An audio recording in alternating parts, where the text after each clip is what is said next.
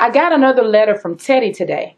I can't tell you how proud I am to read this letter. Dear Miss Thompson, I wanted you to be the first to know. As of today, I am Theodore J. Styler, M.D. How about that? I'm going to be married in July, the 27th to be exact. I want to ask you if you could come sit where my mom would sit if she were here. I have no family there as Dad died last year. Very truly yours, Teddy Stallard. Wow, little Teddy Stallard, a doctor. Who would have thought it? Definitely not her all those years ago. You see, Miss Thompson was not a very nice teacher 15 years ago when she taught Teddy in the 5th grade.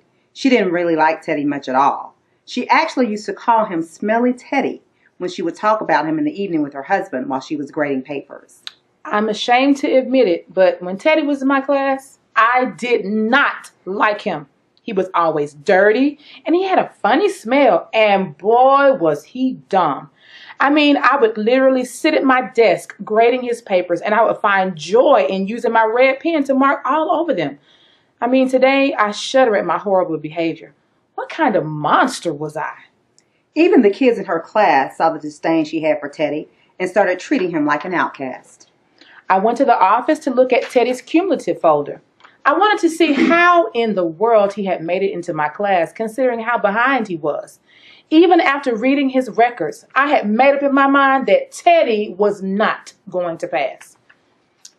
1st grade. Teddy shows promise by work and attitude, but has a poor home situation. 2nd grade. Teddy could do better. Mother terminally ill. He receives little help at home. 3rd grade. Teddy is a pleasant boy. Helpful, but too serious. Slow learner. Mother passed away at the end of the year. 4th grade. Very slow but well behaved. Father shows no interest. Even after reading this, I was determined not to make the same mistake that his previous teachers had made. I was not going to let him slide by. Teddy was not going to pass the 5th grade. At least that was my attitude until the Christmas party. You see, it was the last day of school before the Christmas break, and all of the kids had brought gifts for Miss Thompson. The tree was full of them, and before school got out, Miss Thompson opened every one of them to the delight of her students. They all oohed and awed as each of their gifts were opened, and Miss Thompson gave thanks to all of them. When I got to Teddy's gifts, I noticed that it was not wrapped in pretty wrapping like all the other gifts. In fact, it was in a brown paper bag and had red balls painted on it and Christmas trees all over it. The gift said, "For Miss Thompson, from Teddy." For the first time during this process, the class was completely silent in anticipation of Miss Thompson opening Teddy's gift. As I opened the gift, I felt embarrassed and conspicuous because all eyes were on me. When I took the tape off of the gift, a rhinestone bracelet with several stones missing and a small bottle of cheap cologne, half empty. The kids in the class whispered and snickered, but I put the bracelet on and said, "Isn't it lovely? Will you help me put it on, Teddy?" Teddy came and helped me put the bracelet on. There were a few hesitant oohs and ahs from the other students in the class. I put a little of the cologne behind my ears, and all the little girls lined up, and I put a little behind each of their ears. I continued opening all the gifts, and then we ate our refreshments, and the bell rang.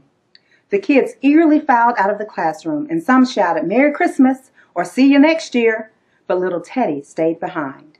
You smell just like Mom. Her bracelet looks real pretty on you. I'm glad you like it. When the classroom was empty, I locked the door, sat down at my desk, and cried like I never have before. At that moment, I decided that I was going to be to Teddy what I had deprived him of, a teacher who actually cared. After Christmas break, Miss Thompson came back to school with a new attitude.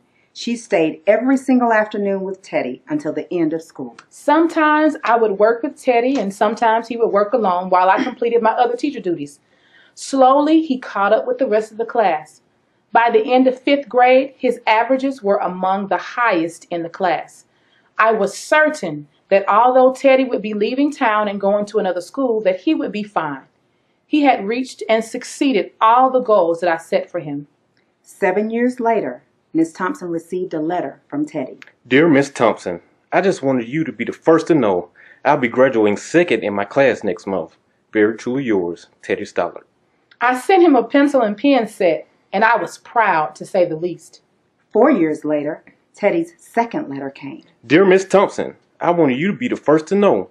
I was just informed that I'll be graduating first in my class. The university has not been easy, but I liked it. Very truly yours, Teddy Stallard. I sent him monographed cup links and a card. Here it is 4 years later, and I get this letter from Teddy. Dear Ted, congratulations. You made it, and you did it yourself. In spite of those like me, and not because of us, this day has come to you. God bless you. I'll be at the wedding with bells on.